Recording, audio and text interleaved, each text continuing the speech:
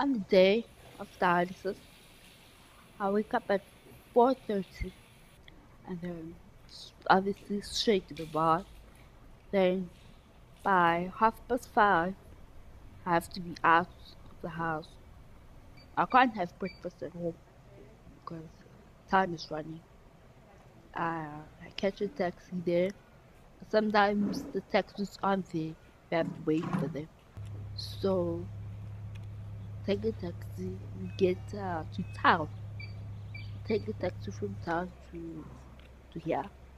If there's no traffic, then I get here at like straight 7 o'clock.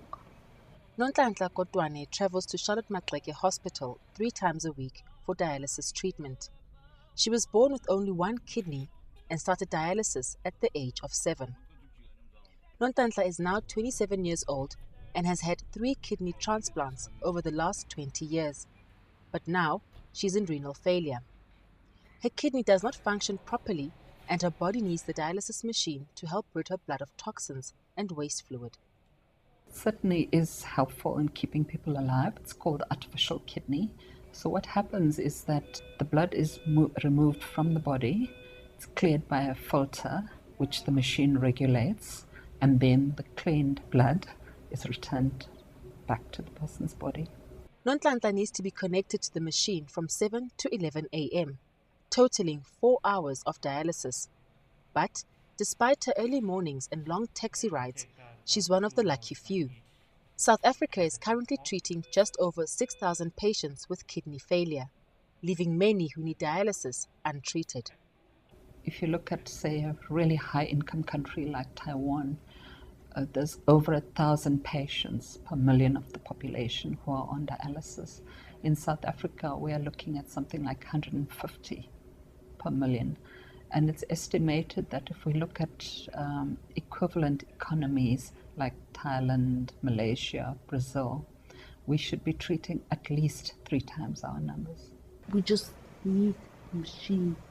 Hospitals need machines and more trained staff, because with more machines you need more staff. Is it possible to have more satellite dialysis units so that people don't travel so much? If you live in a city or live in a town where there's a dialysis unit, you're okay. Otherwise, you might have to travel sometimes 200 kilometers to go to have hemodialysis on the dialysis machine. Dialysis is a very costly treatment. The machines themselves are expensive, and then it costs roughly 120,000 rands to treat each patient per year.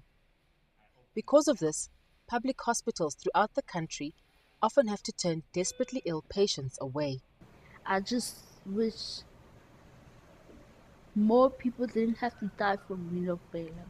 In fact, in the last 2 years, our waiting list crisis has become acute.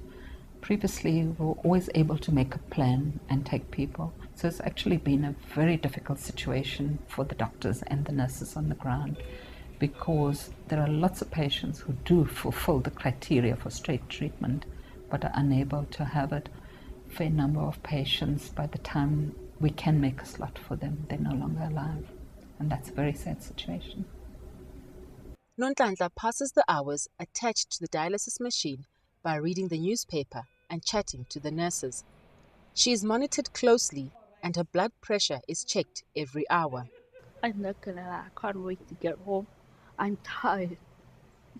I get so exhausted that I just want to see myself at home. It's interesting that the motto for World Kidney Day today is kidney health for all. It's basically healthy lifestyle, take care of your kidneys, and that's a simple message in a nutshell. Do what you can to protect your kidneys. Looking after your kidneys involves drinking lots of water, exercising regularly, and not eating much salt or sugar. I think in the short term we do need to have some increase in our dialysis facilities so that we are able to offer more treatment to people already in kidney failure. While Nonhlanhla waits for a kidney transplant, she relies on the dialysis machine to keep her alive. I mean, all these years dialysis been keeping me alive. So all that matters is I'm alive, you know.